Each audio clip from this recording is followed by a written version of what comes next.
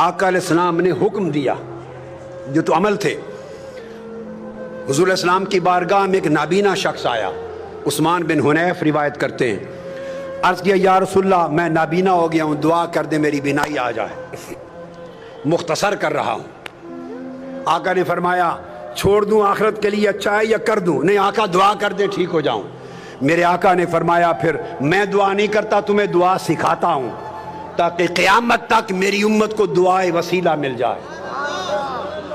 دعائے وسیلہ تاجدار کائنات نے سکھائی۔ کون ہے مصطفیٰ کی سکھلائی ہوئی دعائے وسیلہ کا جو انکار کرے؟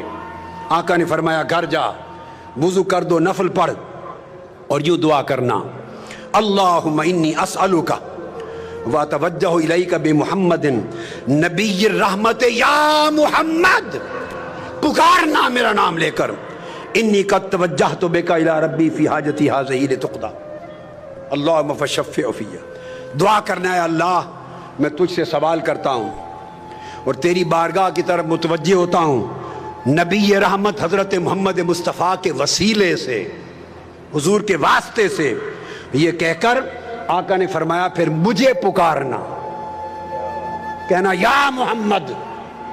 آج لوگ کہتے ہیں کہ حضور کو پکارنا جائز نہیں، ارے جائز ناجائز کی شریعت آپ نے اور میں نے بنائی ہے، جائز ناجائز والی شریعت مصطفیٰ نے بنائی ہے۔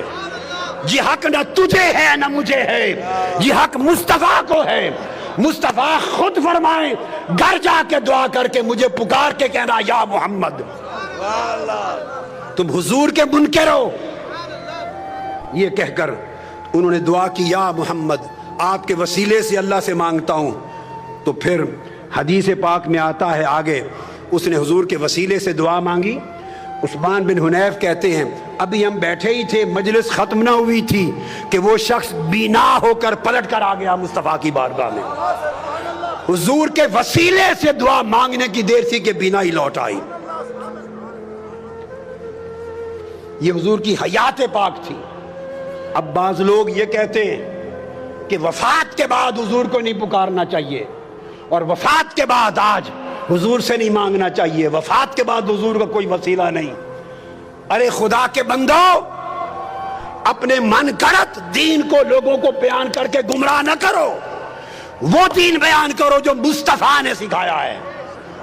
اب یہی حدیث امام طبرانی روایت کرتے ہیں اور امام بیہقی روایت کرتے ہیں، امام منذری روایت کرتے ہیں اور لکھتے ہیں ھذا الحدیث حدیث صحیح۔ کوئی یہ نہ کہے کہ حدیث ضعیف دے رہا ہوں، ائمہ نے حدیث کو صحیح لکھا۔ کہتے ہیں وہی شخص حضرت عثمان غنی کا زمانہ تھا، وہ حیات تھا، وہ جس کی بینائی لوٹ آئی تھی حضور کے وسیلے والی دعا سے۔ ایک اور شخص تھا، اس کو کوئی کام تھا سیدنا عثمان غنی کے بار، وہ بار بار جاتا، دروازے کے بواب اسے ملنے نہ دیتے، اس کی حاجت پوری نہ ہوتی، وہ پریشان ہو گیا۔ اچانک اس کی ملاقات عثمان بن حنیف والی روایت میں وہ جو نابینا تھا، حدیث الدریر، جو بینا ہو گیا تھا حضور کے وسیلے سے، اس سے ہو گئی۔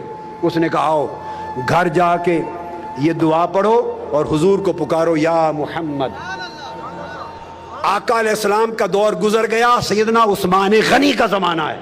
اس نے پھر دعائے وسیلہ پڑھی، یا محمد پکارا، پکار کے پلٹا، اس سیدنا عثمان غنی کے دروازے پر گیا ہی تھا، جو بواب اسے کھڑا نہیں ہونے دیتا تھا، اس نے بازو پکڑا اور عثمان غنی کی کرسی کے ساتھ جا کے بٹھا لیا، وہیں اس کا کام ہو گیا۔